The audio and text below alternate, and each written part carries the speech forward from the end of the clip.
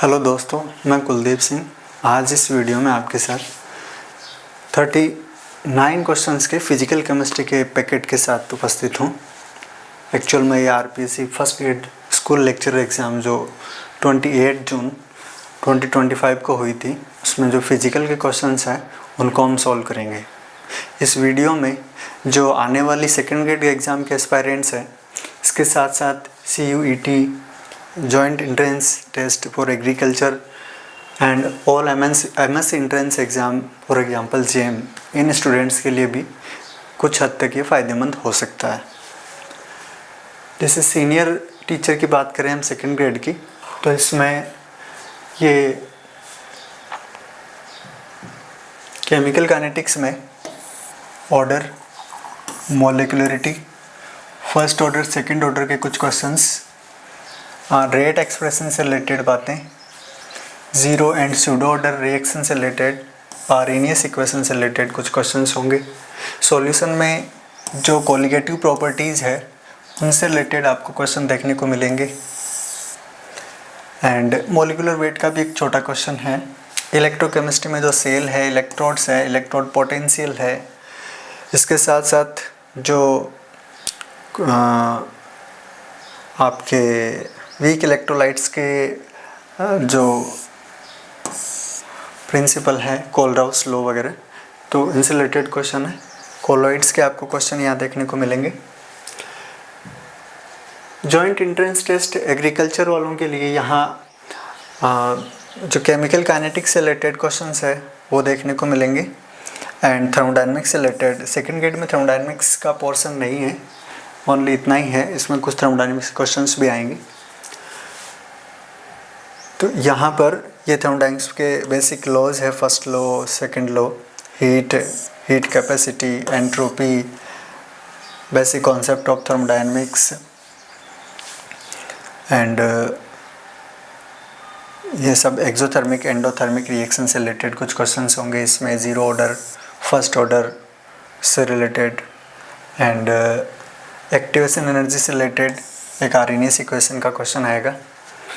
तो इस तरह ये जेट एस्पायरेंट्स के लिए भी फ़ायदेमंद हो सकता है। अगर कोई स्टूडेंट नेक्स्ट ईयर अगर 12th एग्रीकल्चर के बाद में BSc एग्रीकल्चर से पर्टिकुलर किसी यूनिवर्सिटी से या गवर्नमेंट सीट पर एग्रीकल्चर से करना चाहता है, तो उसके लिए जेट एग्ज़ाम आयोजित की जाती है। ऐसे ही जो 12th के बाद में सेंट्रल यूनिवर्सिटी से UG करना चाह रहे हैं, उन एस्पायरेंट्स के लिए यहाँ इस वीडियो में सॉल्यूशन से रिलेटेड कुछ क्वेश्चंस मिलेंगे, इलेक्ट्रोकेमिस्ट्री से रिलेटेड मिलेंगे, केमिकल काइनेटिक्स से रिलेटेड मिलेंगे। इनमें ये सिलेबस आप देख पा रहे हो। तो आर्हेनियस इक्वेशन है, रेट ऑफ रिएक्शन है, रेट लॉ है, स्पेसिफिक रेट कॉन्स्टेंट्स है, ऐसे ही इसमें EMF ऑफ सेल है, कोलराउस लॉ है,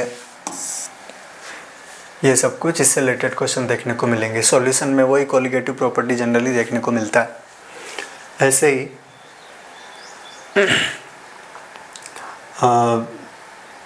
ये जो PG लेवल के स्टूडेंट्स है, PG CUET के लिए जो अप्लाई कर रहे हैं उनके लिए है।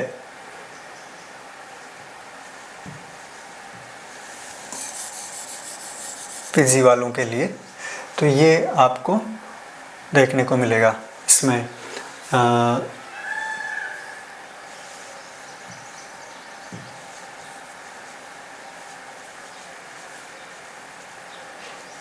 थर्मोडायनेमिक्स से रिलेटेड इंटेंसिव एक्सटेंसिव प्रॉपर्टीज़ है, WUH का कैलकुलेशन है, ऐसे ही हीट ऑफ रिएक्शन है, एंथैल्पी फॉर्मेशन ऑफ मॉलिक्यूल्स है।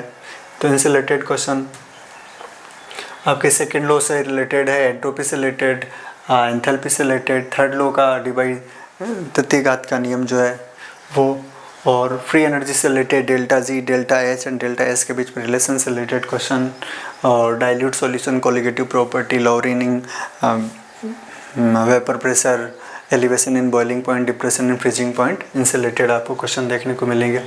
ऐसे ही केमिकल काइनेटिक्स में ऑर्डर ऑफ रिएक्शन है, रेट लॉ है, फर्स्ट ऑर्डर, ज़ीरो ऑर्डर, इनसे रिलेटेड क्वेश्चन देखने को मिलेगा। और कंडक्टेंस यानी जो इलेक्ट्रोलाइटिक कंडक्टेंस है उससे रिलेटेड फैराडे के लॉ को फॉलो करते कुछ क्वेश्चंस मिलेंगे। इलेक्ट्रोकेमिस्ट्री में इस टाइप की इलेक्ट्रोकेमिस्ट्री में आपको डिफरेंट टाइप के जो सेल्स इनके एमएफ के क्वेश्चंस देखने को मिलेंगे। ऐसे ही जो जेएम है, joint admission test for masters, जो एमएससी पर्टिकुलर आईआईटी से करना चाहते हैं उनके लिए एंट्रेंस एग्ज़ाम होता है। अब तो नेक्स्ट ईयर ही होगा, इस साल के तो हो चुके। तो यहाँ उन जेएम एस्पायरेंट जो इच्छा करते हैं पर्टिकुलर आईआईटी से एमएससी करने की रखते हैं, तो उनसे के भी ये काम का वीडियो हो सकता है। इसमें केमिकल थर्मोडायनेमिक्स से रिलेटेड जो है एग्जैक्ट इनएग्जैक्ट डिफरेंशियल्स है, इंटेंसिव एक्सटेंसिव प्रॉपर्टी है, और भी थर्मोकेमिस्ट्री एंड ये पार्शियल मोलर क्वांटिटीज़ का तो नहीं आएगा इसमें, ये थर्मोडायनेमिक पैरामीटर्स है। ऐसे ही इलेक्ट्रोकेमिस्ट्री में डिबाई हैकल, ऑनसेगर इक्वेशन, डिबाई हैकल लिमिटिंग लो, इलेक्ट्रोकेमिकल सीरीज़, केमिकल काइनेटिक्स में ऑर्डर, मॉलिक्यूलरिटी, इनसे रिलेटेड कुछ आपको क्वेश्चन देखने को मिलेंगे। तो ये मैं बता रहा हूँ कि इन एस्पायरेंट्स के लिए भी ये वीडियो जैसे कि मैंने थंबनेल में डाल रखा है उनके काम का हो सकता है। चलते हैं हम क्वेश्चंस की ओर।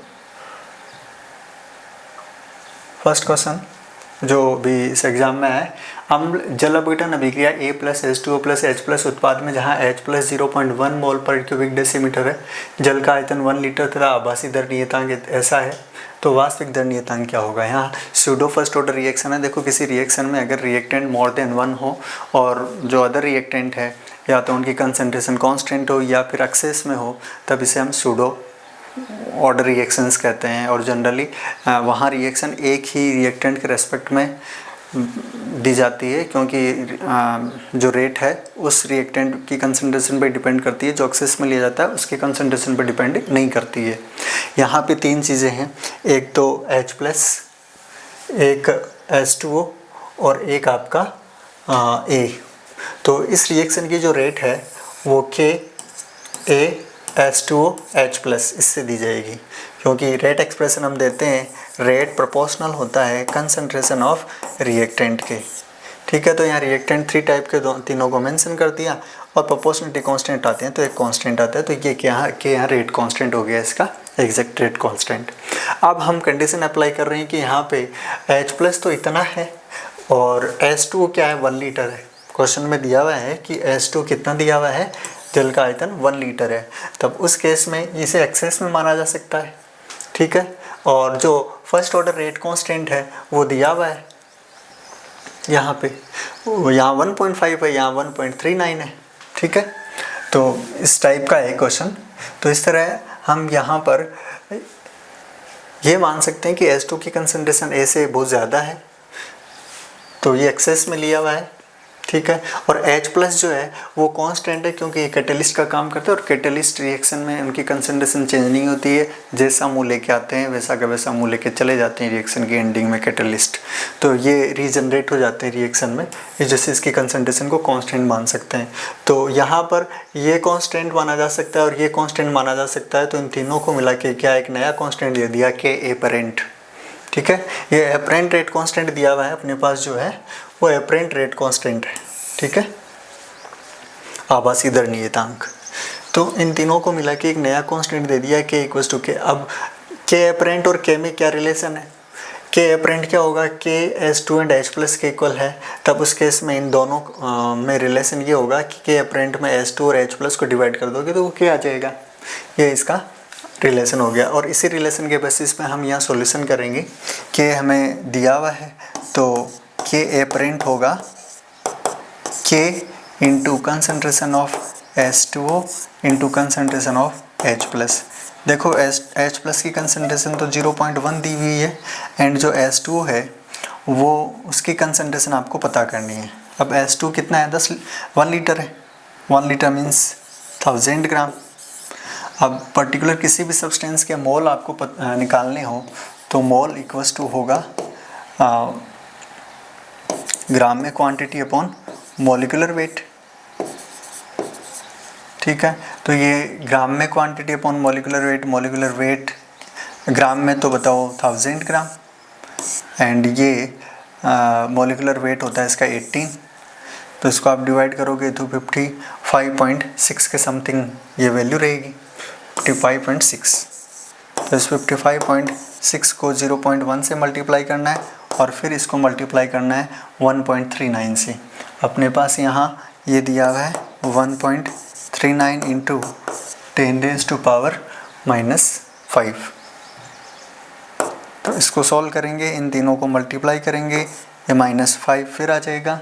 तो यहाँ ये वैल्यू किसके आसपास रहेगी, ये वैल्यू रहेगी यहाँ 2.5 इंटू 10⁻⁻6 डेसीमीटर क्यूब के अकॉर्डिंग, इतनी यहाँ पर वैल्यू रहने वाली है। तो इस तरह ये राइट आंसर 4 हो जाएगा। नेक्स्ट क्वेश्चन की ओर बढ़ते हैं। फोटोकेमिकल रिएक्शन का एग्जांपल है H2 फोटोकेमिकल रिएक्शन है। तो इसके लिए कौन सा स्टेटमेंट करेक्ट नहीं है ये देखना है। तो देखो इस टाइप की रिएक्शन की क्वांटम यील्ड 10⁻⁴ to 6 होती है एक्सेप्शनली, तो ये एक राइट स्टेटमेंट है। रिएक्शन इनिशिएटेड होती है Cl2 से, Cl2 को जो प्रोटॉन प्रोवाइड करवाते हैं तो Cl रेडिकल बनते हैं, फिर H2 के कॉन्टेक्ट में आते हैं H रेडिकल बनते हैं। ग्रोथस-डेपर लॉ को फॉलो करती है। ग्रोथस-डेपर लॉ ये कहता है कि पर्टिकुलर किसी सब्सटेंस को अगर आप लाइट देते हो तो जितनी लाइट देते हो वो सारी की सारी लाइट रिएक्शन में काम में नहीं आती है, जितनी एब्जॉर्ब करता है मॉलिक्यूल उतनी रिएक्शन में काम में आती है, प्रोडक्ट बनता है। ठीक है, तो इसमें जो रॉन्ग स्टेटमेंट है वो ये है, the rate of reaction is directly proportional to concentration of oxygen. Actual में ऑक्सीजन इस टाइप की रिएक्शंस में इनहिबिटर का काम करता है, तो ये रेट डायरेक्टली प्रोपोर्शनल होके ये रेट को डिक्रीज करता है ऑक्सीजन। तो इनकरेक्ट स्टेटमेंट ये है। यहाँ हम रिएक्शन की बात करें तो रिएक्शन की मैकेनिज्म कुछ इस तरह से है। 4 स्टेप में ये रिएक्शन होती है। Cl2 फोटोन एब्जॉर्ब करके Cl रेडिकल में कन्वर्ट होता है, फिर जो है Cl इस सेकेंड रिएक्टेंट मॉलिक्यूल के कॉन्टैक्ट में आके HCl और H रेडिकल बनाता है, और ये H रेडिकल फिर Cl2 के कॉन्टैक्ट में आता है, HCl बना लेता है, ये Cl रेडिकल बनता है। तो यहाँ तक प्रोपेगेशन चलता रहता है और फिर से ये रिएक्शन स्टार्ट हो जाती है। ये दोनों स्टेप चेन प्रोपेगेशन है, ये चेन इनिशिएशन है, और जो फाइनल है ये चेन इनहिबिशन मानी जा सकती है। ये दीवार से टकरा कर या Cl रेडिकल कंबाइन होकर Cl2 मॉलिक्यूल बनाते हैं। तो ये इस टाइप की रिएक्शन की मैकेनिज्म है। ये क्यों बता रहे हैं, ये स्टेटमेंट प्रूव करने के लिए कि रिएक्शन की जो शुरुआत होती है वो क्लोरीन मॉलिक्यूल से फोटोन के एब्जॉर्प्शन से होती है। तो ये इसका स्टेटमेंट था, तो इसको शो करने के लिए मैंने आपको ये मैकेनिज्म बताई है। ये थर्ड स्टेटमेंट है ना, absorption of light by Cl2 molecule, initiate होता है Cl2 मॉलिक्यूल से। दूसरा ग्रोथस-डेपर लॉ, यहाँ पर रेट क्या है, डायरेक्टली प्रोपोर्शनल होती है इंटेंसिटी ऑफ लाइट जो भी एब्जॉर्ब रेडिएशन है, तो ये ड्रेपर लॉ को फॉलो कर रही है। और फिर इस टाइप की जो रिएक्शन होती है उनकी क्वांटम यील्ड जो होती है वो 10⁻⁴ से 6 के बीच होती है। ये तो 3 स्टेटमेंट क्लियरली आपको दिख रहे हैं, अब जो बच गया वही इनकरेक्ट है। नेक्स्ट क्वेश्चन, दिए गए सेल की समग्र अभिक्रिया से E0 सेल का मान होगा। देखो जब भी आपको स्टैंडर्ड कंडीशन में सेल कौन ये EMF पता करना हो तो E0 सेल होता है E0 cathode minus E0 anode. Cathode की वैल्यू में से एनोड की स्टैंडर्ड वैल्यू इलेक्ट्रोड की निकाल दोगे तो वो आ जाएगा। अब कैथोड और एनोड का डिसीजन होता है इलेक्ट्रोकेमिकल सीरीज से। इलेक्ट्रोकेमिकल सीरीज में क्या होता है, इलेक्ट्रोकेमिकल सीरीज में जो इसका रिडक्शन पोटेंशियल हाई होता है वो तो होता है कैथोड, और जिसका रिडक्शन पोटेंशियल लो होता है वो होता है एनोड, उस पर ऑक्सीडेशन होता है। तो यहाँ पर इलेक्ट्रोकेमिकल सीरीज़ के अकॉर्डिंग अगर हम बात करें, उस सीरीज़ का मैंने इसमें स्लाइड डाली थी लेकिन नहीं मिल रही अभी, स्किप हो गई। ठीक है, तो यहाँ वैल्यू से देखने पता चल रहा है कि इसकी E0 रिडक्शन ज़्यादा है इस सिल्वर की, और इसकी E0 रिडक्शन कम है। तो ये एनोड की तरह, ये कैथोड की तरह। तो यहाँ पर 0.82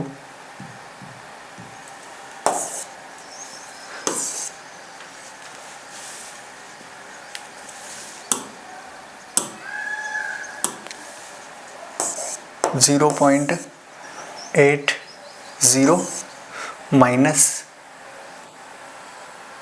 ये कैथोड माइनस ई एनोड है ना, तो माइनस माइनस प्लस हो जाएगा। तो यहाँ पर ये किसके इक्वल होगा, ये यहाँ प्लस में आएगा, और किसी भी सेल के लिए प्लस में ई नॉट सेल का होना उसकी स्पॉन्टेनिटी को बताता है। अगर ई नॉट सेल माइनस में आ रहा है तो वो सेल पॉसिबल नहीं है। तो राइट आंसर इसमें 4 वाला होगा। अनंत अणुता पर कुछ यौगिकों की मॉलर चालकताएं दी गई है।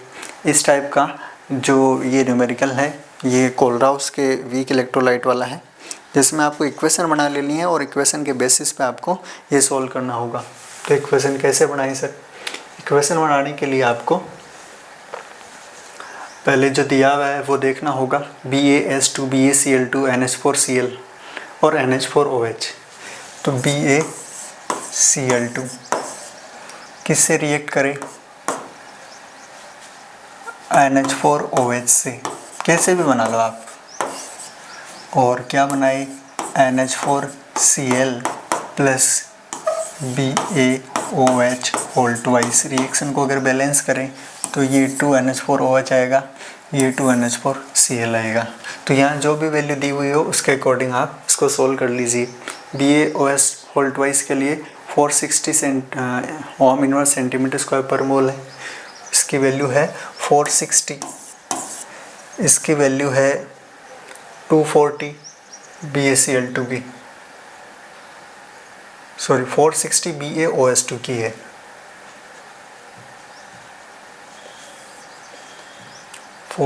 अपने पास BaOH2 की है। एंड जो 240 BaCl2 की है, NH4OH पूछा है और NH4Cl के वो है 130 पर मोल के लिए यही वैल्यू। अब रिएक्शन की सिचुएशन के अकॉर्डिंग हम कैलकुलेट करेंगे। आपको ये कैलकुलेट करना है तो इन दोनों की वैल्यू में से ये माइनस कर देना है। ये 130 इंटू 2 होगा तो ये हो गया 260 प्लस 460, तो ये हो गया 720, और इसमें से आपको 240 माइनस कर देना है। ये माइनस हो जाएगा क्योंकि आपको ये देखना है 2NH4OH इक्वल्स टू, इसको इक्वल मान लेना है 2NH4Cl plus BaOH2 minus BaCl2। ये जो इनकी कंडक्टेंस है उनको प्लस माइनस करके लिखना है। यानी मैं ये कह सकता हूँ ये इसकी कंडक्टेंस है, ये इसकी कंडक्टेंस, ये इसकी कंडक्टेंस और ये इसकी कंडक्टेंस। तो ये हमने किया तो कितना आया? ये 0, ये 8 और ये 4। ये किसके लिए आया? 2 मोल NH4OH के लिए आया। अपने को 1 मोल NH4OH के लिए चाहिए, तो इसको आप 2 से डिवाइड करोगे तो इसमें राइट आंसर क्या आएगा? 240 ओम इनवर्स सेंटीमीटर स्क्वायर पर मोल। आंसर नंबर 1 इसका राइट होगा। नेक्स्ट क्वेश्चन की ओर बढ़ते हैं। अनंत अणुता पर Na+ और Cl- आयनों की मोलर आयनिक चालकताएं यही है तो आयनों के अभिगमनांक होंगे।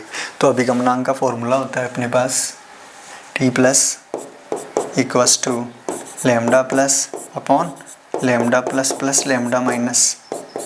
तो ये है कैटायन की जो आयनिक कंडक्टेंस है, ये एनाइन के आयनिक कंडक्टेंस है। तो कैटायन की दी हुई है अपने पास 50.11 इंटू 10⁻⁻⁴ एंड ये इधर एनाइन की दी हुई है 76.34 प्लस 50.11 कॉमन आ जाएगा इनमें 10⁻⁻⁴। तो आप इनको ऐड करोगे तो T+ आ जाएगा। और T- को कैलकुलेट करने की ज़रूरत नहीं, वैसे मैं फॉर्मूला बता रहा हूँ। T- होता है लैम्डा माइनस अपॉन, ये नीचे रहता है सबस्क्रिप्ट में, ऊपर गलती से लिख दिया, lambda plus plus lambda minus. तो T+ and T- always value क्या रहती है? 1 रहती है। जो T+ आए ना उसको 1 में से माइनस कर दोगे तो वो ऑटोमेटिक T- की आ जाएगी। तो इसको अगर आप सॉल्व करते हैं तो Na+ और Cl- के अभिगमनांक क्रम से पूछें तो क्रम से होंगे ये 396 एंड 0.604। सॉल्व कर लोगे तो ये आ जाएगा। इससे तो ये कैंसिल हो गया, बाकी इन्हीं को सॉल्व करना है। नेक्स्ट देखो, यहाँ पे हर न्यूमेरिकल का प्रूफ इसलिए नहीं दिया जा सकता क्योंकि न्यूमेरिकल तो एग्जामिनर अपनी सोच के अकॉर्डिंग बना सकता है, पैटर्न वो सेम हो सकता है, बाकी numerical as it is book वाला हो ये कोई ज़रूरी नहीं है। नेक्स्ट आता है कि स्टैंडर्ड एंट्रोपी पूछ रहा है, तो पर्टिकुलर एंट्रोपी होगी प्रोडक्ट की एंट्रोपी माइनस रिएक्टेंट की एंट्रोपी, स्टैंडर्ड एंट्रोपी। तो प्रोडक्ट की क्या है, प्रोडक्ट ये है और ये दिया हुआ है NO2 के लिए, NO के लिए 210.45, ठीक है। तो यहाँ होगा 210.45। ये पर मोल के लिए है, 2 मोल के लिए आपको इसको डबल करना पड़ेगा और इसमें से माइनस क्या करना है O2 एंड N2 के। O2 यानी 205.101 सॉरी, एंड ये 191.62, इनको ऐड कर देना है और इसमें से माइनस कर देना है। तो वैल्यू बताओ प्लस में आएगी या माइनस में आएगी, ये आपको इजी वे में पता चल जाएगा। ये प्रोडक्ट है, ठीक है, और ये रिएक्टेंट है। ज़्यादा वैल्यू कौन सी जा रही है, ये वैल्यू ये है, तो इसकी वैल्यू आएगी पॉजिटिव के साथ 24.28। ये वैल्यू इससे ज़्यादा होगी ना, इसमें से ये माइनस होगा, यानी इसकी वैल्यू में से इन दोनों की एंट्रोपी माइनस होगी, तो ओवरऑल रिएक्शन की एंट्रोपी चेंजेस आ जाएगी। यह राइट आंसर फर्स्ट वाला होगा। ऐसे ही नेक्स्ट, जूल थॉमसन प्रयोग के अनुसार कौन सा कथन गलत है। ये जूल थॉमसन एक्सपेरिमेंट जो मेरा पिछले वाला वीडियो है उसमें मेंशन किया हुआ है, उससे रिलेटेड क्वेश्चन भी आए हुए हैं, तो सारी बातें एक बार फिर से मैं इसको एक्सप्लेन कर दूंगा। तो जूल थॉमसन एक्सपेरिमेंट में क्या है, जूल एंड थॉमसन 2 साइंटिस्ट हैं, उन्होंने ये ऑब्जर्व किया था एंड उन्होंने ये देखा कि पर्टिकुलर अगर हाई प्रेशर से लो प्रेशर की ओर किसी गैस को पास करते हैं पोरस प्लग के अंदर से होते हुए, तो गैस के टेम्परेचर में डिक्रीजिंग देखने को मिलती है। अब गैस आप लोगे तो रियल लोगे, तो ये रियल गैसों पे अप्लाई होता है। आइडियल गैसें जूल थॉमसन इफेक्ट शो नहीं करती, और रियल गैसों में कुछ एक्सेप्शन है, हाइड्रोजन, हीलियम, ये सब जो नॉर्मल टेम्परेचर पे हाई प्रेशर से लो प्रेशर की ओर अगर एक्सपेंड होती है तो टेम्परेचर में वहाँ कमी न देख के टेम्परेचर में वृद्धि देखने को मिलती है। तो टेम्परेचर तो चेंज हुआ ही ना। खैर चलते हैं, एक आदर्श गैस के लिए व्युत्क्रम ताप पर शीतलन प्रभाव प्रेक्षित होता है, नहीं। आदर्श गैस जूल थॉमसन प्रभाव प्रदर्शित करती ही नहीं। आदर्श गैस के लिए जूल थॉमसन गुणांक 0 होता है, यस। सभी गैसें सिलेंडर प्लग से गुजारा जाए ताप में परिवर्तन दर्शाती है। ये ताप में परिवर्तन का बोल रहा है, ताप में कमी का नहीं बोल रहा है। ताप में परिवर्तन सिलेंडर प्लग के दोनों ओर दाब में अंतर के समानुपाती होता है, यस। आप डायग्राम से इसको देख सकते हो। ये पोरस प्लग होता है जूल थॉमसन एक्सपेरिमेंट में।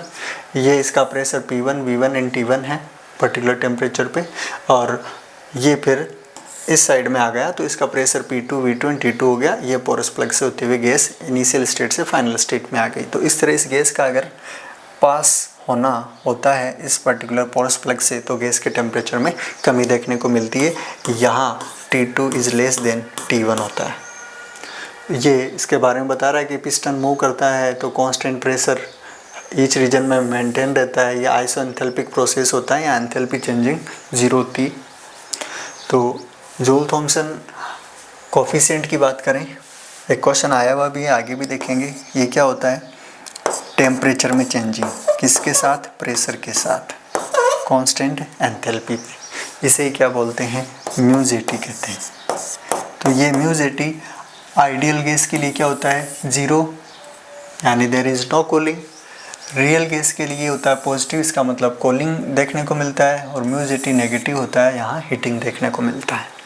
ठीक है, ये कुछ गैसों के म्यू/Zt है। जैसे आर्गन है, उसके लिए जिन जिन के लिए म्यू/Zt पॉजिटिव है वो सारे कूलिंग इफेक्ट शो करेंगे। ये मीथेन है, ये कार्बन डाइऑक्साइड है, ये नाइट्रोजन है, और ये अमोनिया है। इन गैसों में तो कूलिंग देखने को मिलेगी, और बाकी जो गैसें बच गई उनमें हीटिंग के बजाय कूलिंग देखने को मिलती है। हाइड्रोजन, हीलियम, नियॉन, ऑक्सीजन में भी कूलिंग ही देखने को मिलती है। ये हेक्सेन, ये कुछ गैसें हैं जो नॉर्मल टेम्परेचर पर कूल होने के बजाय हाई प्रेशर से लो प्रेशर की ओर अगर इनको पास करवाया जाता है तो ये हीट होती है। तो यहाँ हीटिंग इफेक्ट देखने को मिलता है। ये इनके इन्वर्जन टेम्परेचर का एक ग्राफ से रिप्रेजेंट किया हुआ है कि इस ग्राफ के इस पॉइंट तक, यानी इस ग्राफ के नीचे नीचे तो म्यू पॉजिटिव है और इस साइड में आते ही म्यू नेगेटिव है। यानी यहाँ एक कंडीशन होती है जिस पर पर्टिकुलर प्रेशर और टेम्परेचर के बाद में वो गैस, उससे अगर ऊपर आप हाई प्रेशर से लो प्रेशर की ओर गैस को पास करवाओगे तो नॉर्मल गैस पे कूलिंग इफेक्ट शो नहीं करेगी, वहाँ आपको हीटिंग देखने को मिलेगा। तो म्यू80 पॉजिटिव होने का meaning Joule Thomson effect show हो रहा है और म्यू80 नेगेटिव होने का meaning Joule Thomson effect show नहीं हो रहा है, उसका ऑपोजिट देखने को मिल रहा है।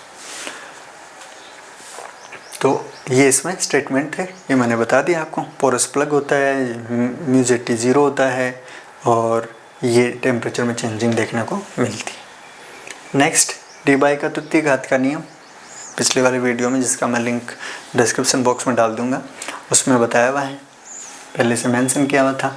तो ये Cp एंड Cv क्या होते हैं, इक्वल होते हैं। ये रहा वो फॉर्मूला।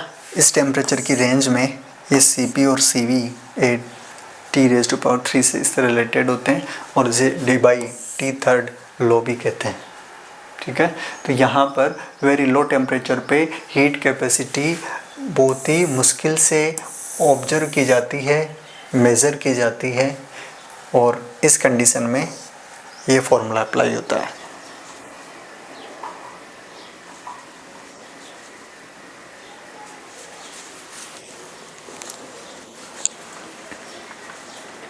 नेक्स्ट, ये सॉलिड स्टेट का क्वेश्चन है और इसमें पैकिंग एफिशिएंसी पूछी है। देखो, पैकिंग एफिशिएंसी एक तो एनसीईआरटी डायरेक्ट डेरिवेशन से बताती है और सीधा आप वैसे भी निकाल सकते हो। पहले एनसीईआरटी वाले उस पैटर्न की बात करते हैं। देखो, ये एचसीपी की पैकिंग एफिशिएंसी है, हेक्सा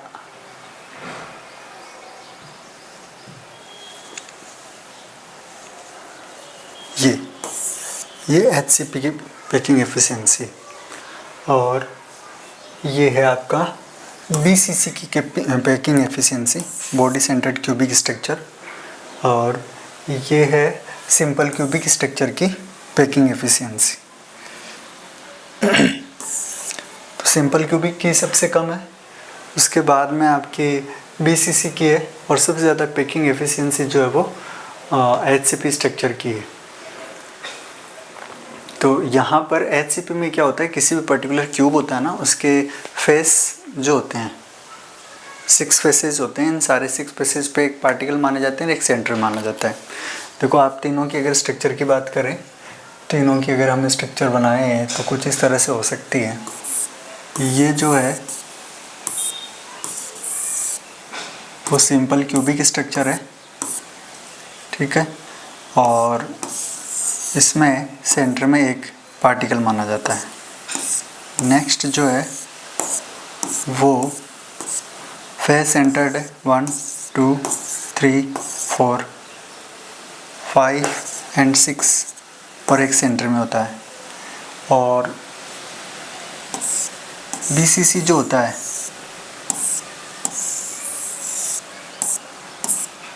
उसमें कॉर्नर पे एक एक पार्टिकल होते हैं, 1 2 3 4 5 6 7 8। अब इसके पार्टिकल इसके अंदर कितने मानते हैं, 1। इसका कंट्रीब्यूशन 1 तो है सेंटर में, और ये जो फेस के पार्टिकल होते हैं वो दोनों साइड में काउंट किए जाते हैं। इस जैसे कितने हैं टोटल, 1 2 3 4 5 6 6/2 6/2 है ये।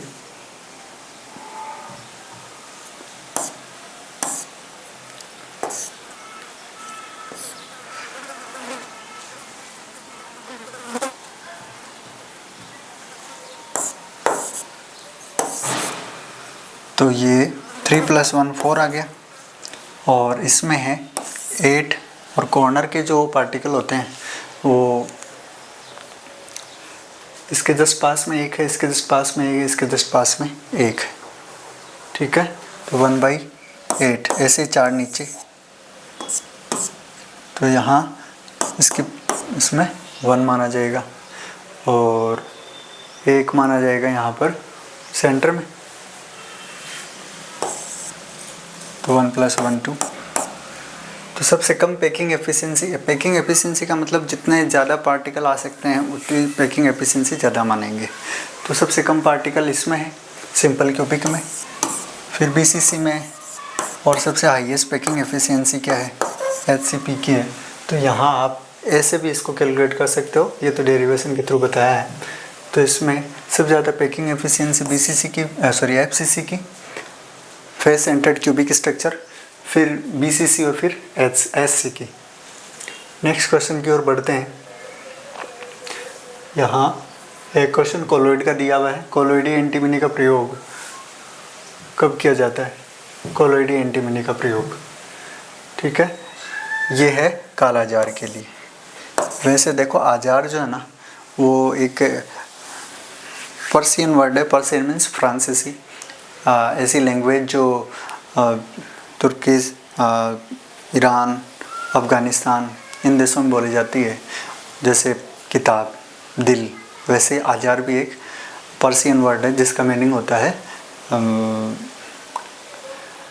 आपका डिजीज़, ठीक है।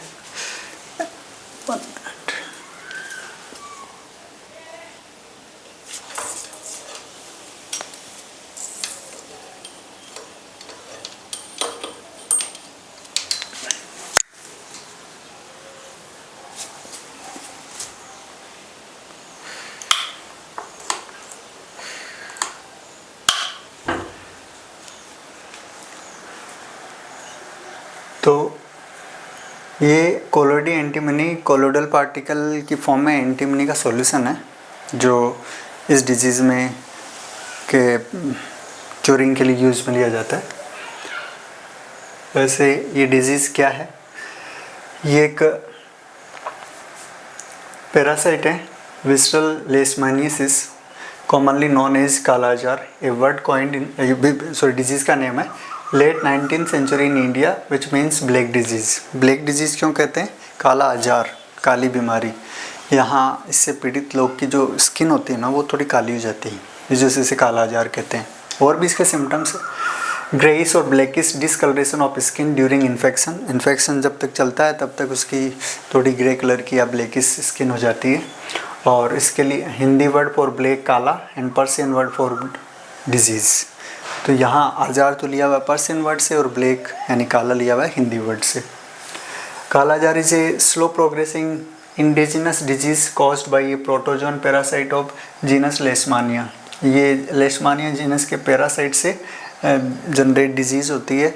और इंडिजिनस का मतलब पर्टिकुलर रीजन स्पेसिफिक ये डिजीज़ होती है। यहाँ इंडिया में इसका स्प्रेड ज़्यादा है, ऐसा नहीं इंडिया में ही होती है, आउट ऑफ द कंट्री भी ये डिजीज़ होती है। और इंडिया में बिहार, यूपी साइड में, छत्तीसगढ़ साइड में ये ज़्यादा होती है। In India Leishmania donovani is the only parasite causing this disease. India में ये इस पैरासाइट की प्रेजेंस से होती है। Parasite primary infect reticuloendothelial system and may be found in abundance in bone marrow. जो बोन मेरो में होता है वहाँ इसका ये देखने को मिलता है डिजीज़। स्प्लीन एंड लीवर को भी इन्फेक्ट करता है। और यहाँ ये कुछ इसके सिम्टम्स और इसके कॉजेज़ है। सैंड फ्लाई होती है ये, इसके थ्रू ये स्प्रेड होता है, इसका रीजन ये है। सैंड फ्लाई मच्छर से भी ये छोटी होती है और रेस्ट कंडीशन में ये वी शेप में होती है, ठीक है। तुम और सैंड लाइक ये ग्रे लाइक थोड़ी इसकी कलर होता है। इसके फर्दर सिम्टम्स कुछ इस तरह से हैं, लीवर में सूजन आ जाती है या स्प्लीन में सूजन आ जाती है और फीवर बार बार आता रहता है। एब्डोमेन, फेस, हैंड्स इनमें डिक्लेरेशन देखने को मिलता है। और एनीमिया जो खून की कमी होती है वो रैपिडली देखने को मिलती है। तो ये कुछ इसके वेट लॉस होता है, वीकनेस आ जाती है भूख कम लगने लग जाती है, तो ये इसके कुछ सिम्टम्स होते हैं। तो ये कालाजार की मैंने थोड़ा सा इंट्रोडक्शन दिया। बाकी ये वो कोलोइडल एंटीमनी है, Sb2O5 सोल है, antimony pentoxide colloidal aqueous dispersion solution. तो ये इंट्रावेनसली इंजेक्ट करके ये मेडिसिन दी जाती है। तो क्वेश्चन यही था कि यहाँ पर ये कोलोइडल एंटीमनी किसके डिजीज़ में यूज में आती है? कालाजार में। एनसीईआरटी इसमें आपको ये बता रही है कि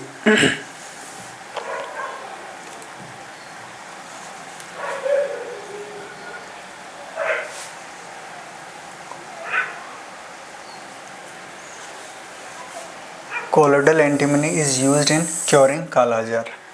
ठीक है। आई लोशन में पार्जिरोल सिल्वर सोल यूज में आता है कोलोइडल पार्टिकल या सॉल्यूशन की फॉर्म में। तो क्वेश्चन ये था। नेक्स्ट क्वेश्चन की ओर बढ़ते हैं। एथेनॉल एसीटोन का विलयन अनारस के विलयन के रूप में जाना जाता है। ये विलयन राउल्ट के नियम से धनात्मक विचलन दर्शाता है। वैसे यहाँ दोनों ही सही है। अब देखो एथेनॉल जो होता है ना, C2H5OH, एथेनॉल जब वो सॉल्यूशन की फॉर्म में नहीं होता है तो इनमें हाइड्रोजन बॉन्डिंग होती है। ठीक है। तो ये स्ट्रांगली बॉन्डेड होते हैं, लेकिन जैसे एसीटोन मिक्स किया जाता है इनकी हाइड्रोजन बॉन्डिंग वीक हो जाती है। और जिन दो मॉलिक्यूल में सॉल्यूशन बनने से पहले बॉन्ड स्ट्रॉन्ग था, सॉल्यूशन बनने के बाद में बॉन्ड वीक हो जाता है, वो नॉन आइडियल की कैटेगरी में आ जाता है, या स्ट्रॉन्ग हो जाता है तब भी नॉन आइडियल की कैटेगरी में आ जाता है। बॉन्ड वीक हो जाता है तो उन मॉलिक्यूल के वेपर में जाने की टेंडेंसी बढ़ जाती है, जिससे जितना ज़्यादा वेपर में जाने की टेंडेंसी बढ़ेगी उतना वेपर प्रेशर ज़्यादा होगा, और वेपर प्रेशर ज़्यादा होता है तब इसे पॉजिटिव डेविएशन कहते हैं, और वेपर प्रेशर कम होता है तो उसे नेगेटिव डेविएशन कहते हैं। ठीक है। तो ये पॉजिटिव डेविएशन शो करता है। और यहाँ पॉजिटिव डेविएशन आते ही, क्योंकि पॉजिटिव और नेगेटिव दो टाइप के डेविएशन होते हैं, ये तो जो ग्रीन लाइन आपको शो हो रही है ये है आइडियल कंडीशन की, और ये जो इसमें है वो पॉजिटिव डेविएशन के। इस लाइन से ऊपर जितने भी ग्राफ है वो पॉजिटिव डेविएशन के हैं, और इस लाइन से अगर नीचे चले जाए तो वो नेगेटिव डेविएशन के ग्राफ हैं। तो एग्जांपल के तौर पे अगर आप देखें तो यहाँ पर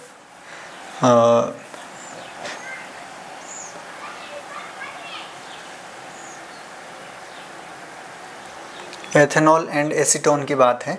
ये एक पॉजिटिव डेविएशन वाला सॉल्यूशन है जिसमें हाइड्रोजन बॉन्ड वीक हो जाते हैं और वेपर प्रेशर बढ़ जाता है। ठीक है। तो ये पॉजिटिव डेविएशन है। और कुछ एग्जांपल जितने भी एसिड है, HNO3, HCl, एस्टोसोपर, उनमें आप वाटर डिज़ोल्व कर देते हो तब उनकी जो हाइड्रेशन है वो इजीली हो जाता है, और इसे आप नेगेटिव डेविएशन बोलते हो। तो यहाँ एसीटोन CHCl3 ये किस केस में आएगा? नेगेटिव डेविएशन में आएगा। ठीक है। ये कुछ एग्जांपल्स है सारे के सारे acid. Some liquids on mixing from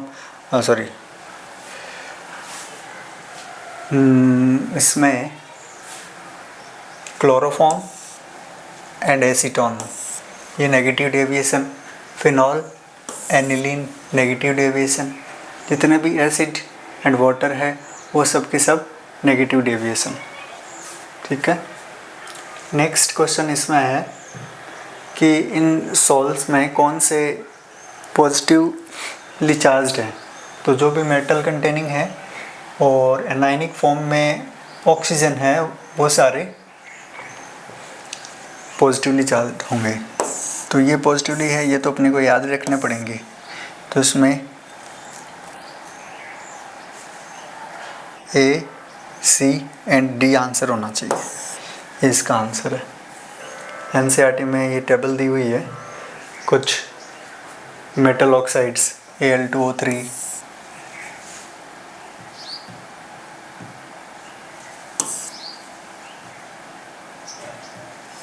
Al2O3, Cr2, XS2O, Fe2, XS2O, basic dye में मिथाइलिन ब्लू, हीमोग्लोबिन ब्लड में, ऑक्साइड में TiO2 सोल, ये सब पॉजिटिवली चार्ज सोल है। नेगेटिव चार्ज सोल में कॉपर, सिल्वर और गोल्ड के सोल आते हैं।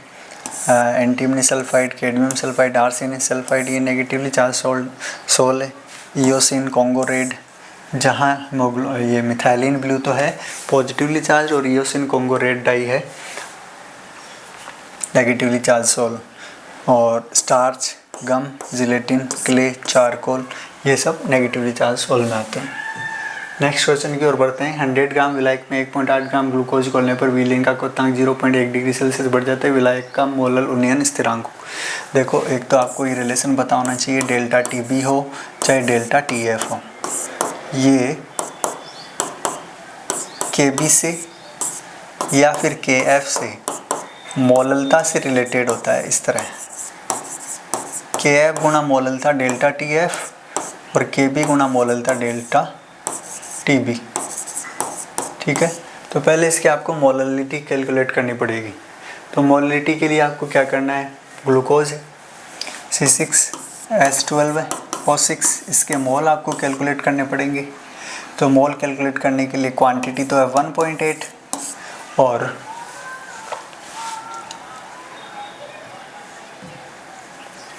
क्वांटिटी तो है 1.8 और C6H12 है। O6 का मॉलिक्यूलर वेट कितना है, 72 कार्बन टोटल, 12 हाइड्रोजन और 96 आएगा क्या,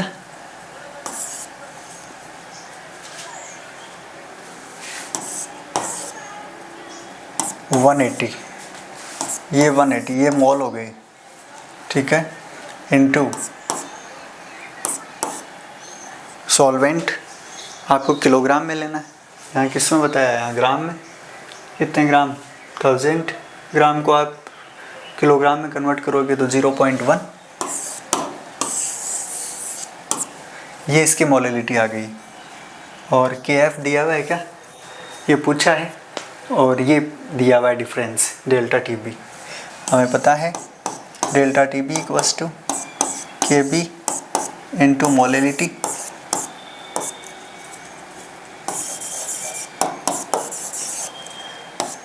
के बी पूछा है, मोललिटी ये है और टी बी है 0.1।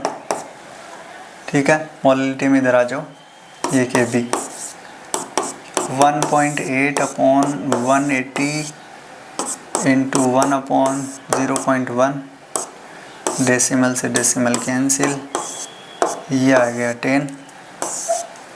ठीक है, जो 0.1 है तो 0.1 अपॉन 0.1 इक्वस टू के इक्वस टू 1। जैसे आंसर अपना कितना आएगा इसमें, 1.0 केल्विन किलोग्राम पर मोल। इथाइलिन ग्लाइकोल को 500 ग्राम जल में मिलाया गया तो विलयन का हिमांक का उन्नमन होगा। सेम वही कहानी है, आप इसका मोल कैलकुलेट करो और फिर डिप्रेशन एंड फ्रीजिंग पॉइंट आ जाएगा। तो इथाइलिन ग्लाइकोल फॉर्मूला बता रहे हैं,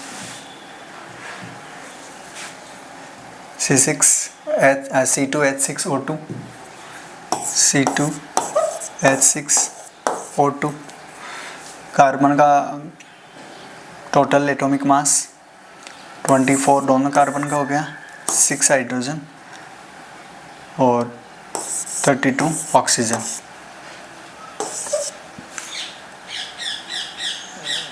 कितना ही हुआ क्या,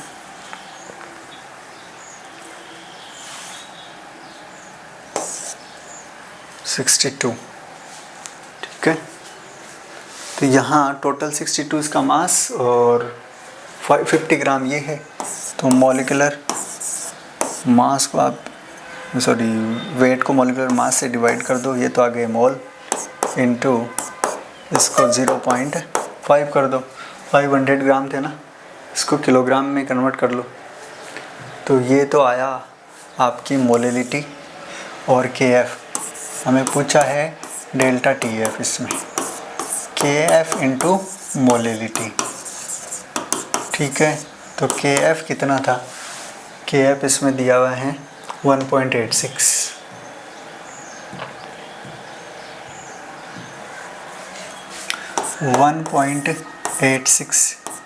इंटू 50 अपॉन 62 1 अपॉन 0.5, ये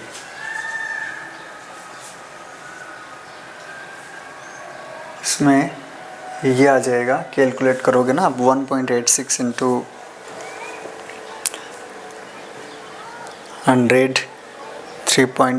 62 इंटू 100 से डिवाइड करोगे तो 3 आएगा। राइट आंसर इसमें 3 केल्विन आएगा। नेक्स्ट, अभिक्रिया की स्वतः प्रवर्तिता अस्वतः प्रवर्तिता का अनुमान लगाइए। स्पॉन्टेनिटी और नॉन स्पॉन्टेनिटी मेरे पीछे वाली वीडियो में थोड़ा एक्सप्लेन किया हुआ है, और फिर भी आप देख लीजिए। ये 4 केस देखने को मिलते हैं। डेल्टा एच और डेल्टा एस के साइन के अकॉर्डिंग डिसाइड हो जाता है कि स्पॉन्टेनियस होगी या नॉन स्पॉन्टेनियस। गिवन कंडीशन क्या है, डेल्टा एच पॉजिटिव और डेल्टा एस नेगेटिव।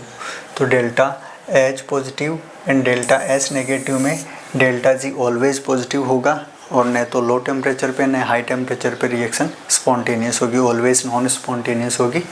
ये आप इस टेबल से पता लगा सकते हो। तो यहाँ सभी ताप पर अभिक्रिया अस्वतः प्रवर्तित होगी। Reaction is non spontaneous at all temperature. Option number 4 इसका राइट होगा। तनु विलयनों के लिए क्वथनांक का ओनियन डेल्टा टी भी समानुपाती, अभी भी बताया मैंने, मौलिकता के समानुपाती, समानुपाती स्थिरांक के भी आता है।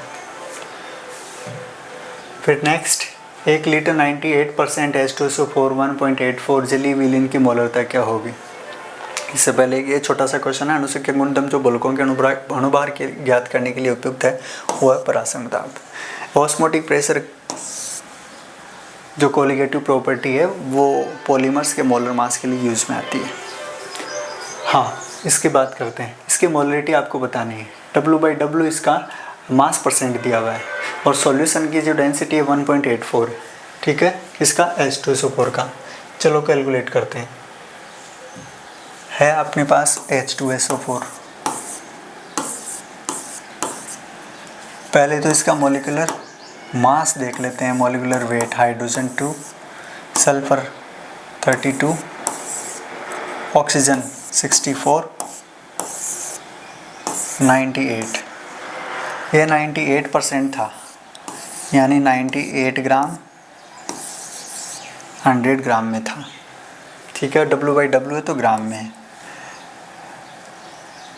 इसके मोल अगर हम कैलकुलेट करें तो 98 ग्राम 98 मॉलिक्यूलर वेट यानी 1 हो गया।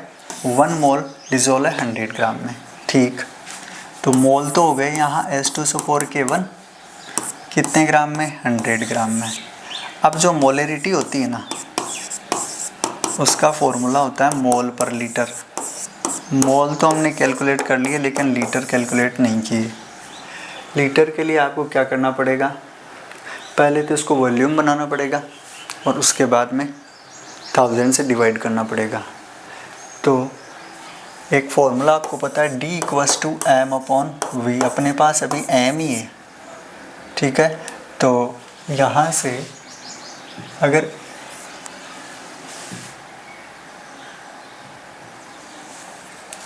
v चाहिए तब क्या करेंगे हम, m/d। m क्या है, 100, और ये क्या है, डेंसिटी।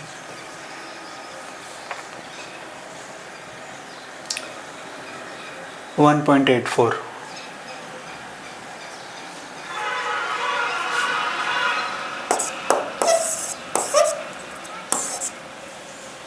अब इधर आ जाओ। ये था मोल 1, इसको लीटर में कन्वर्ट किया हमने। पहले ml में है 100, 1.84,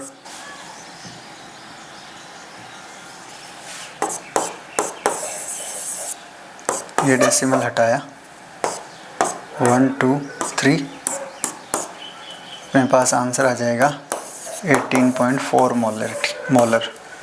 तो ये अपना सॉल्यूशन है 18.4 मोलर सॉल्यूशन। क्वेश्चन नंबर जो भी इस पेपर में 17 नंबर दिया हुआ है वो ये होगा। नेक्स्ट क्वेश्चन की ओर बढ़ते हैं हम। अगर किसी निकाय में दी गई उष्मा, ये रिलीज़ की हुई ही निकाय को दी गई उष्मा है, और ये निकाय द्वारा किया गया कार्य। जब उष्मा निकाय द्वारा ली जाती है तब वो किसके द्वारा बताई जाती है, पॉजिटिव, और निकाय द्वारा किया गया कार्य नेगेटिव। ठीक है, इसका मतलब 35 में से 15 आपको माइनस करने हैं। तो जो वैल्यू आएगी वो आंतरिक ऊर्जा परिवर्तन फॉर्मूला है delta E equals to Q plus W. तो क्यू तो है 35, डब्लू -15 आएगा, तो आपके पास ये 20 जूल रह जाएगा डेल्टा ई में चेंजिंग पॉजिटिव साथ। नेक्स्ट वह फिजिकल का है, वह निकाय जिसमें निकाय और परिवेश के मध्य द्रव्य विनिमय संभव नहीं है परंतु ऊर्जा का विनिमय। सिंपल सा क्वेश्चन है, ये बंद निकाय होगा। क्लोज सिस्टम में हीट एक्सचेंज हो सकती है, मैटर एक्सचेंज नहीं होता है।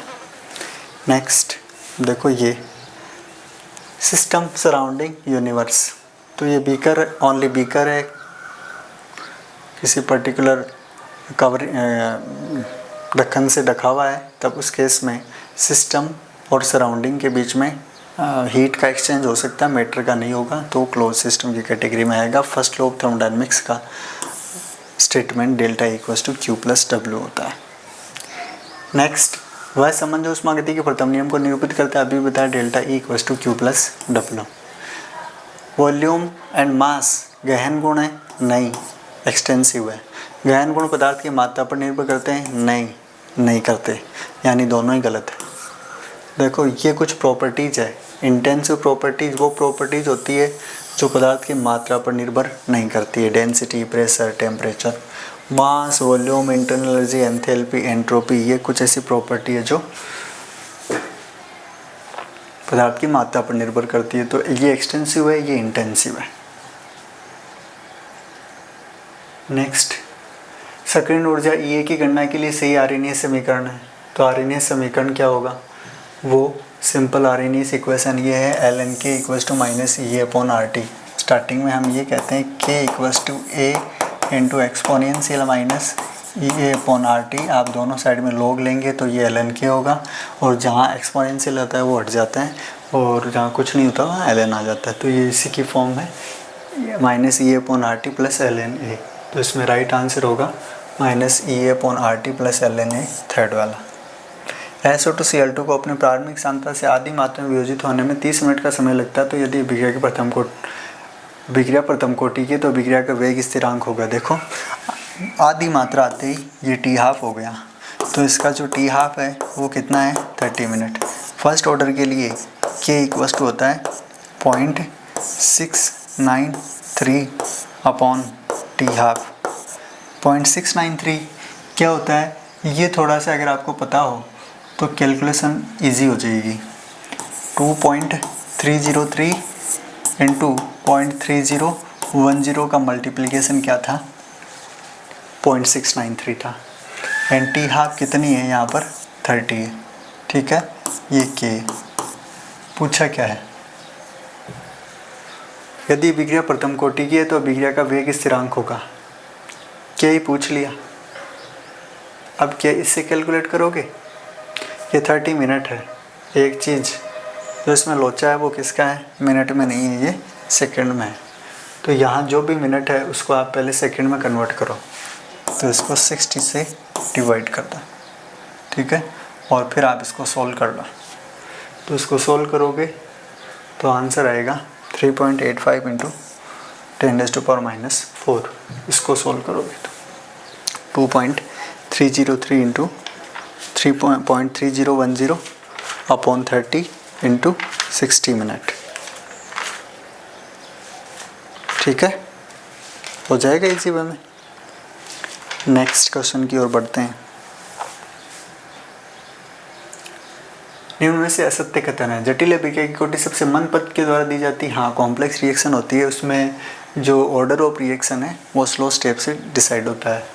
For complex reaction molecularity and order of reaction slowest step is same, yes. Order of reaction is an experimental quantity, yes. Molecularity is applicable to both elementary as well as complex reaction, no. Elementary step से ही molecularity decide होती है, तो इसमें incorrect statement ये कुछ specification दिए हुए हैं NCERT में। Order of reaction is an experimental quantity, ठीक था। It can be 0 even a fraction, but molecularity can not be 0 और non integer. Non integer means half, 1/2, ऐसा नहीं होगा। Order is applicable to elementary as well as complex reaction, complex हो चाहे elementary हो, सबका ऑर्डर डिटरमाइन कर सकते हैं, लेकिन मॉलिक्यूलरिटी होती है वो ओनली एलिमेंट्री रिएक्शन की कैलकुलेट होती है। और complex reaction order is given by the slowest step and molecularity of the slowest step is same as the order of overall, यानी स्लोवेस्ट स्टेप से ही मॉलिक्यूलरिटी एंड ऑर्डर दिया जाता है। ये भी ठीक था, ये स्टेटमेंट वहाँ रॉन्ग था। जैसे इसका राइट आंसर क्या आया कि आणविकता एंड कोटि दोनों प्रकार की अभिक्रियाओं पर लागू, एलिमेंट्री एंड जटिल दोनों पर लागू नहीं होती, एलिमेंट्री से ही कैलकुलेट होती है। एक अभिक्रिया है 3 उत्पाद के लिए जब एक ही सांद्रता को 4 गुना किया जाता है तो अभिक्रिया का वेग दुगुना हो जाता है, अभिक्रिया की कोटि क्या है। तो यहाँ पे आप देखो कोई ए है, इसकी सपोज कंसंट्रेशन स्टार्टिंग में कितनी थी, 1 थी।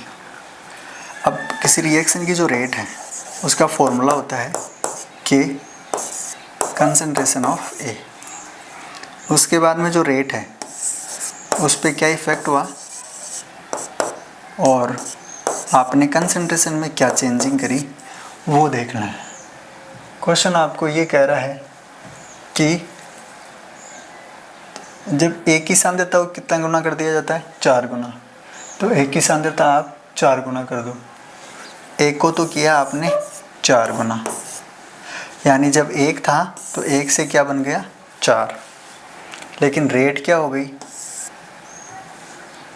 क्वेश्चन कह रहा है कि ये दुगुना हो जाता है, वेग दुगुना हो जाता है, तो यहाँ 2 कब आएगा, यहाँ 2 तब आएंगे जब 4 का लेना होगा आपको अंडर रूट। ठीक है, नेक्स्ट क्वेश्चन आप टेबल देख के पता लगा लोगे। देखो जैसे एम की कंसंट्रेशन में कोई चेंजिंग नहीं हुई तो रेट में भी कोई चेंजिंग नहीं हुई, इसका मीनिंग बी पे डिपेंड नहीं कर रही है, बी के रेस्पेक्ट में 0 ऑर्डर है, आंसर ये आ जाएगा, 0 किसी में है नहीं। ए में देखो, अब वापस चलो 20 से कितना किया डबल, तो ये क्या हो गया, इसका 4 टाइम हो गया, यानी सांद्रता अगर x से 2x कर दें तो इधर पावर जब 2 होगी तभी तो 4 गुना होगी ना रेट, इसलिए यहाँ सेकेंड ऑर्डर रिएक्शन है, ऑर्डर ऑफ रिएक्शन, ए के रेस्पेक्ट में 2 और बी के रेस्पेक्ट में 0। एक प्रथम कोटि अभिक्रिया पर विचार कीजिए, 10 घंटे में 90% पूर्ण होती है, 99.9% अभिक्रिया कब पूर्ण होती है। देखो यहाँ अगर ये होता 90%, 99 तब तो आता 20 घंटे और 99.9 आते ही 30 घंटे। कैसे, k = 2.303 अपॉन t, 10 घंटे, ये दिया हुआ टाइम दी हुई कंडीशन से मैच करनी है। 100 माइनस 90 यानी 10 log 10 का मान 1, ये कैंसिल हो गया। इस अभिक्रिया का रेट कांस्टेंट आया 2.303 अपॉन 10। अब आपको नेक्स्ट कंडीशन के लिए t निकालना है, और 2.303 अपॉन t सॉरी k आया 2.303 अपॉन 10, ये log a upon a minus x 100, a minus x 0.1, तो यहाँ ये आया, ये तो कैंसिल हो गए, ये रहा अपने पास 10 log 10⁻³ equals to 10 × 3,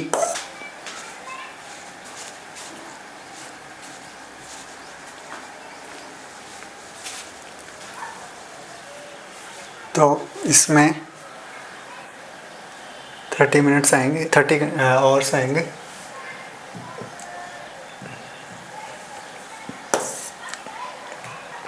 next question, एक धात्विक तार में 2 घंटे तक 1.34 एम्पीयर विद्युत धारा प्रवाहित की जाती है, तार में प्रवाहित कुल इलेक्ट्रॉन कितने होंगे। ये फैराडे के विद्युत अपघटन के नियम हैं, प्रथम नियम, द्वितीय नियम। तो प्रथम नियम के अनुसार अगर 1 फैराडे विद्युत प्रवाहित की जाती है तो कोई सब्सटेंस की 1 मोल मात्रा वहाँ डिपॉजिट होगी। अब वो इलेक्ट्रॉन भी हो सकते हैं या कोई धातु भी होगी, धातु होगा तो इक्विवेलेंट वेट के अकॉर्डिंग मात्रा जमा होगी। तो पहले अपने को Q = IT के अकॉर्डिंग टोटल चार्ज कैलकुलेट कर लेना है। I कितना है 1.34 एम्पियर, और T टाइम है 2 आवर्स है, तो 2 घंटे को आप सेकंड में कन्वर्ट करोगे, ये Q आ गया। हमें ये पता करना है 1 फैराडे में होते हैं 96,500 कूलम। जब 96,500 कूलम प्रवाहित होते हैं तो कितने मोल इलेक्ट्रॉन? 1 मोल इलेक्ट्रॉन। और अगर 1 मोल का मतलब 6.23 इंटू 10⁻23, 6.2 इंटू 10⁻23, तो 1 कूलम होगा तो 6.23 इंटू 10⁻23 अपॉन 96,500। और टोटल कूलम अपने पास ये है तो इससे मल्टीप्लाई कर लेंगे। 1.34 इंटू 2 इंटू 60 इंटू 60। इस पेपर में सबसे बड़ी कॉम्प्लिकेटेड अगर कैलकुलेशन है तो यही है, इससे ज़्यादा और कॉम्प्लिकेटेड नहीं है। तो आप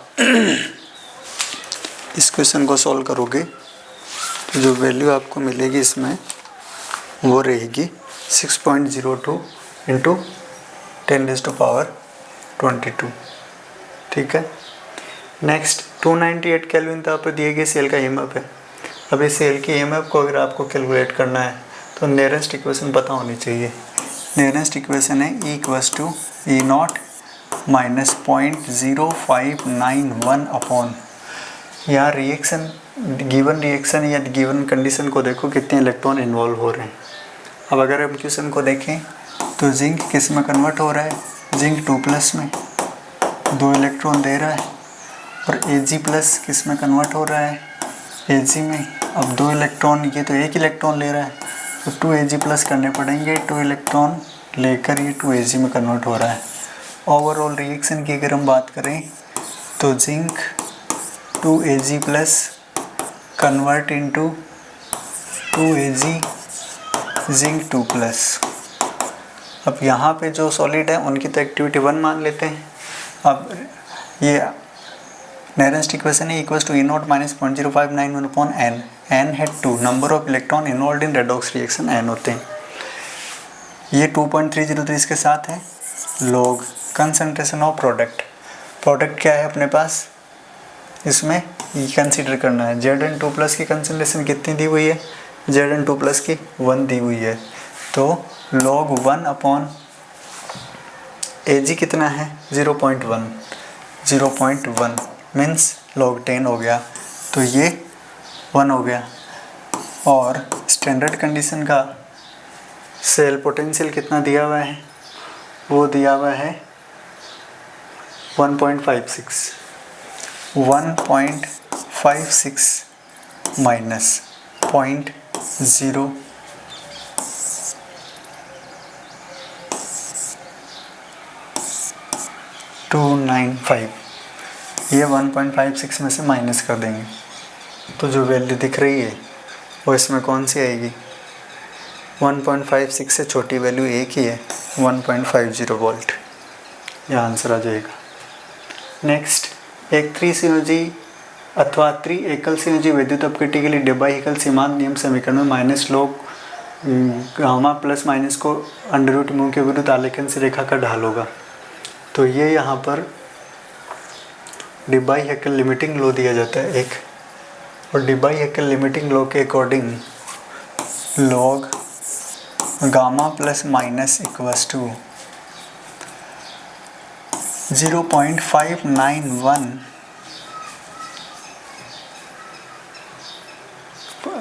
0.509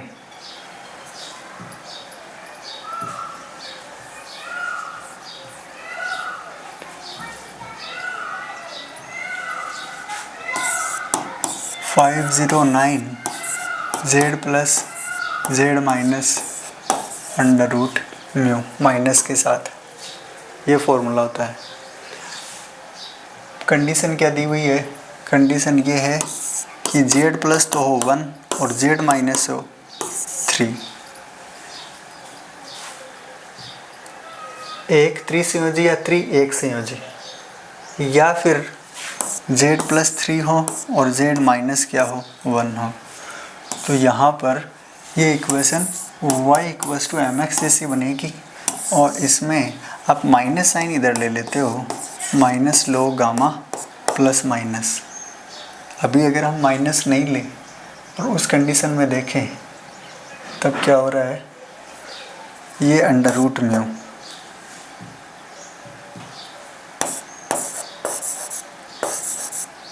और ग्राफ इस टाइप का मिलेगा आपको, स्लोप होगी नेगेटिव, ठीक है। और ये माइनस ले लेते हो तब उस केस में स्लोप पॉजिटिव हो जाएगी और ये वैल्यू आएगी 3, तो ये 3 इंटू 0.509 आएगा, ये इसमें राइट आंसर आ जाएगा। 1 मोल के MnO4 को MnO2 में अपचित करने के लिए फैराडे के रूप में आवश्यक विद्युत की मात्रा होगी, वही फैराडे का लॉ आपको अप्लाई करना पड़ेगा। और 1 फैराडे जब विद्युत प्रवाहित होती है तो कितने मोल?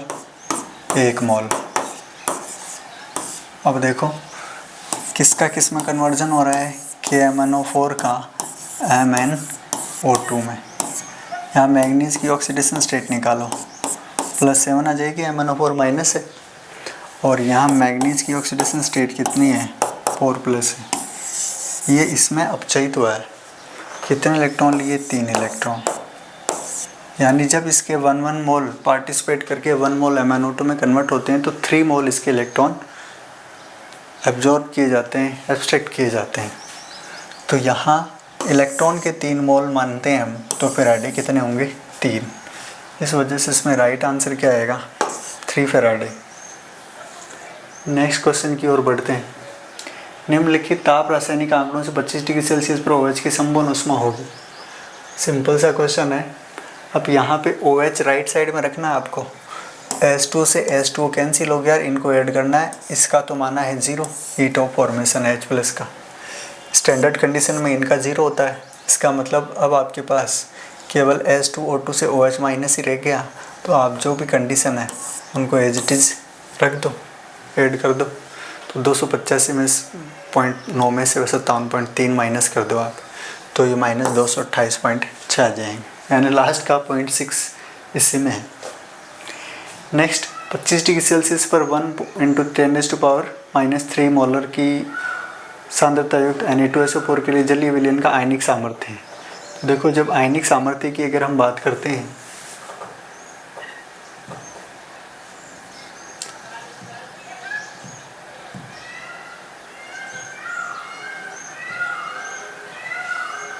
आयनिक सामर्थ्य की अगर हम बात करते हैं तो फॉर्मूला कौन सा अप्लाई करेंगे? फॉर्मूला होता है μ = 1/2 समेसन CiZi²। इलेक्ट्रोलाइट अपने पास Na2SO4, तो एक आयन Na+, एक आयन Na+, एक आयन सल्फेट। कंसंट्रेशन ये तो क्या है? Z है, यानी ये Z है 1, 1 और 2। वैलेंसी देखो आयन पे Ci, यानी ith स्पीसीज की कंसंट्रेशन कितनी दी हुई है? 1 × 10⁻³ तो इस केस में 10⁻³ 10⁻³ 10⁻³ ये वैल्यू यहाँ रख दो। μ = 1/2 समेसन का मतलब एडिशन होता है। 1 × 10⁻³ एक आयन के लिए, प्लस 1 × 10⁻³ दूसरे Na+ के लिए, प्लस 2 × 10⁻³ सल्फेट के लिए। तो जब इनमें सॉल्व करते हैं हम 10⁻³ तो आया कॉमन, 2 और 1 3 और 1 4, 1/2 × 4 × 10⁻³ तो यह आना चाहिए 2 × 10⁻³ ये आंसर आएगा इसमें, ठीक है।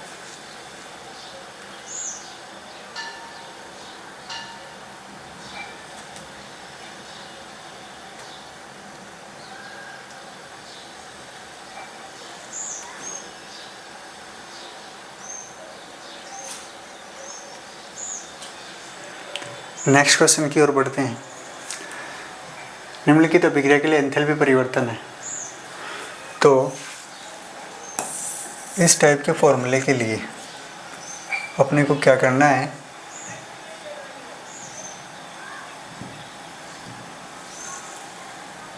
एंथैल्पी होगी ना ΔH, वो एंथैल्पी चेंजिंग ब्रोकन की माइनस एंथैल्पी चेंजिंग फॉर्मेशन की। ये फॉर्मूला अप्लाई करना है। तो यहाँ तो बंद टूटे, एक बंद तो टूटा है CH, एक बंद टूटा है Cl, दोनों को ऐड कर दो। तो ऐड किया तो कितना आया 4।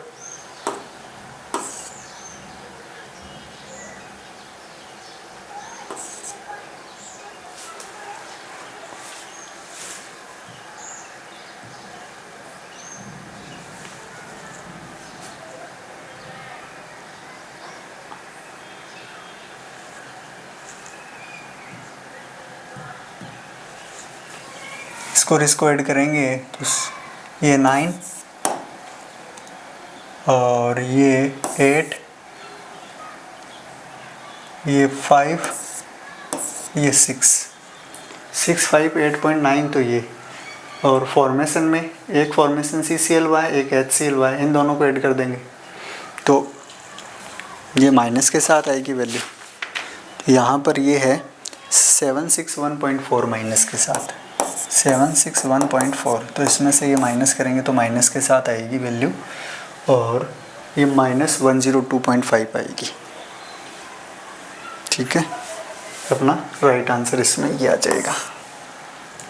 2Cl Cl2 के लिए यानी 2 क्लोरीन एटम थे, 1 क्लोरीन एटम में कन्वर्ट हो गया। तो क्या है 2 क्लोरीन एटम ने बॉन्ड बनाया, इस वजह से डेल्टा H क्या होगी नेगेटिव, और पार्टिकल कम हो गए डेल्टा S भी नेगेटिव। तो राइट आंसर क्या हो जाएगा इसमें सेकंड। नेक्स्ट, जूल थॉमसन गुणांक बता चुका हूँ मैं प्रेशर के साथ टेम्परेचर में चेंजिंग कांस्टेंट एंथैल्पी पे। एक केस के 1 मोल को 5 लीटर से 10 लीटर तक 27 डिग्री सेल्सियस पे समतापी और उत्क्रमणीय रूप से प्रसारित किया जाता है, तब उसके लिए डेल्टा H मान होगा। जब स्थिर ताप पर लिखा जाता है तब डेल्टा H होता है Cp T2 माइनस T1। तो जब कांस्टेंट टेम्परेचर है तब ये वैल्यू 0 हो गई, तो डेल्टा H इसके लिए क्या होगा 0। यहाँ जो फॉर्मूला है ना Cp आपको पता है equals to del H upon del T at constant pressure, ये वाला फॉर्मूला अप्लाई हुआ है। तो इधर डेल H आते ही डेल्टा T इस साइड में चला गया, तो ये वैल्यू हो गई 0। ग्रेफाइट तैयारी के क्रम से कंबसन के मान 393.5 किलोजूल पर मोल तथा 395.4 किलोजूल पर मोल है। तो ग्रेफाइट से हीरे के संक्रमण के लिए एंथैल्पी परिवर्तन होगा। ग्रेफाइट को भी C से, हीरे को भी C से, सॉलिड फॉर्म में है। कंबसन का मीनिंग है कंप्लीट ऑक्सीडेशन। ठीक है, ये भी CO2 में और ये भी CO2 में। एक को मान लो डायमंड और एक को मान लो ग्रेफाइट। कन्वर्जन किसका, ग्रेफाइट का डायमंड में है तो ये वैल्यू इधर लानी पड़ेगी। ग्रेफाइट वैल्यू है -393.5, ये आ जाएगी प्लस में। क्यों, ग्रेफाइट से डायमंड जाएगा तो ग्रेफाइट इस साइड में आएगा।